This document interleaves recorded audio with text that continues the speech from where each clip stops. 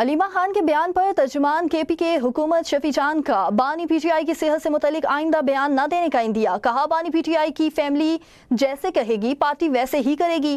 شفیع جان نے کہا رہائی فورس ضرور بنے گی جس میں پورے پاکستان سے نوجوان شامل ہوں گے.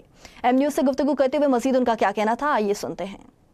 جی بالکل، میرے ساتھ اس وقت موجود ہیں ترجمان کے پی کے حکومت شفیع جان صاحب. ہم ان سے بات چیت کریں گے. سر، آج علیمہ خان صاحبہ نے ایک بیان جاری کیا جس میں انہوں نے کہا کہ بانی پی ٹی آئی کی صحت کے حوالے سے آئندہ پی ٹی آئی کا کوئی بندہ بات نہیں کرے گا. کس طرح سے دیکھتے ہیں؟ سب سے پہلے آپ کا شکریہ. جہاں تک عمران خان صاحب کی صحت کا سوال ہے تو بات بڑی کلیئر ہے کہ صحت کا معاملہ ہے وہ سیاسی نہیں ہے. اس میں فیملی انٹرویل کرے گی اور فیملی کے جو مطالبات ہیں تحریک انصاف اس کے ساتھ کھڑی ہے. علیمہ آپا کا بڑا جائز مطالبہ ہے. وہ یہ چاہتی ہے کہ ان کو شفا انٹرنیشنل ہاسپٹل شفٹ کیا جائے. ان کے جو ذاتی ڈاکٹر ہیں ان کے ہمراہ ہونی چاہیے, ان کی فیملی ان کے ہمراہ ہونی چاہیے.